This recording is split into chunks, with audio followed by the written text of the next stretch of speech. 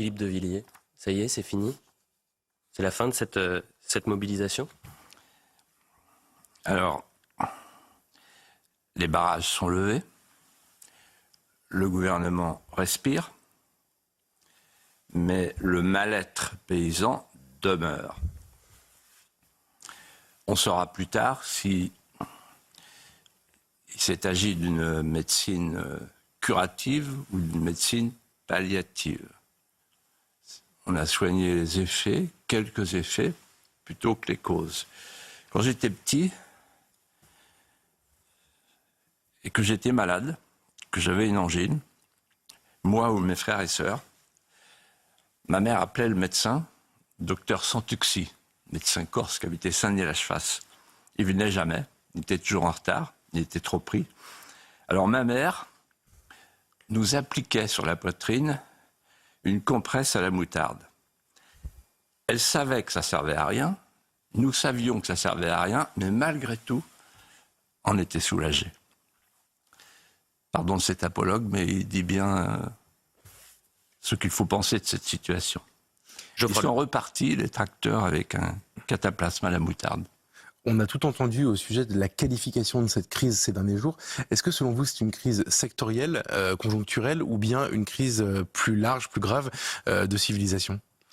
Quand on voit comment les paysans ont été entourés d'affection, le concert des klaxons partout où ils sont passés, on comprend qu'il ne s'agit pas d'une crise sectorielle, mais il s'agit d'une crise de civilisation.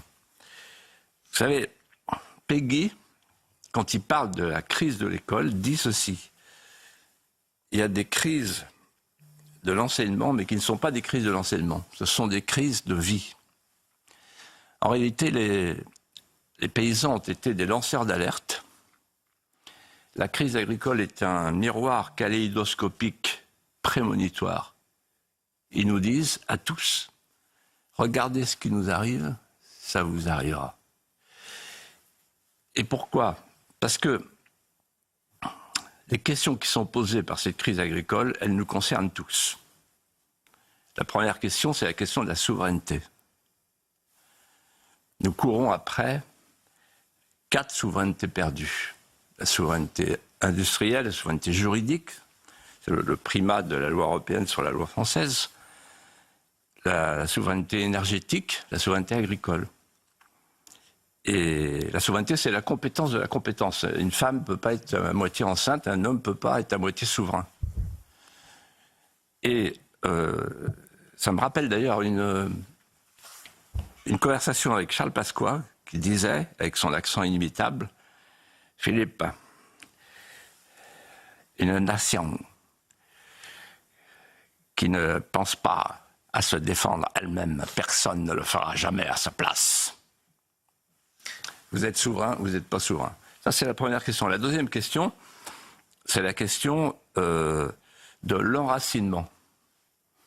Il y a aujourd'hui 2 France, face à face, comme Christophe Guilluy l'a très bien dit chez Sonia Mabrouk avant-hier. Une France métropolisée, mondialisée, déracinée.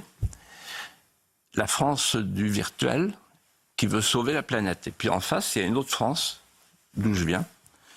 La France enracinée, aujourd'hui dépossédée.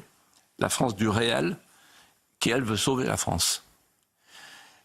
Et je pense toujours à Christophe Erlache, le grand sociologue américain, qui disait « Le déracinement déracine tout, sauf le besoin d'enracinement ». Donc on est tous concernés par cette question de l'enracinement. Et puis la troisième question, c'est le devenir du peuple historique.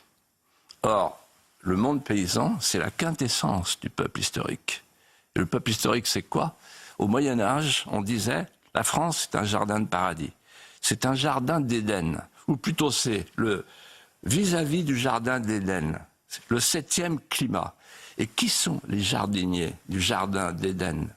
Du jardin d'en face, le jardin d'Éden, le jardin d'Occident ? Les paysans français.